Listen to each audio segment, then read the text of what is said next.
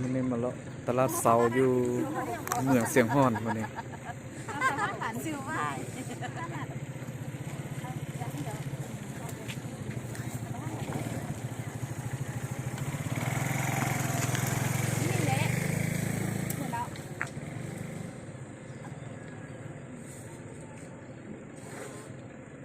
เอานี่มาห่อใส่รถมา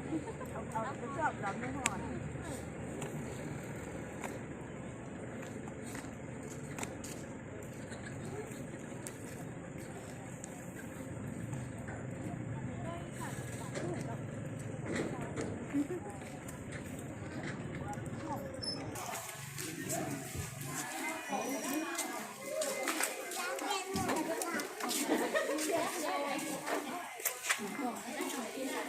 หนัก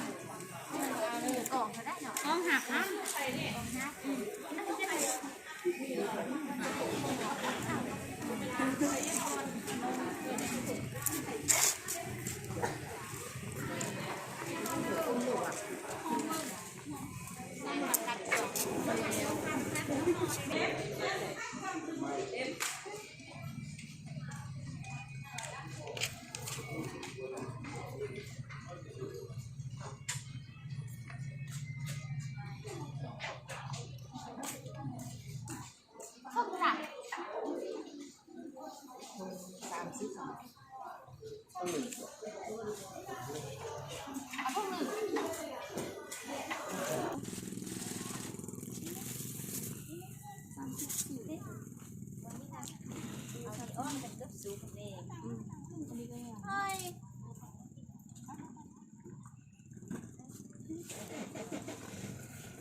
เอาไอ้นี่ก็อัดวิดีโอ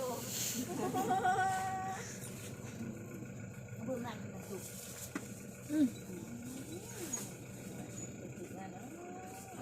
ใครดี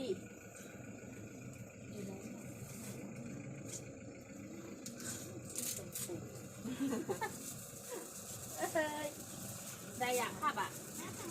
ขับอ่ะขับก็เอาตัวนี้ได้พอดีก็ได้นี่ตัวนี้นะอันนี้ดิโอ้ไปซื้อปีนไก่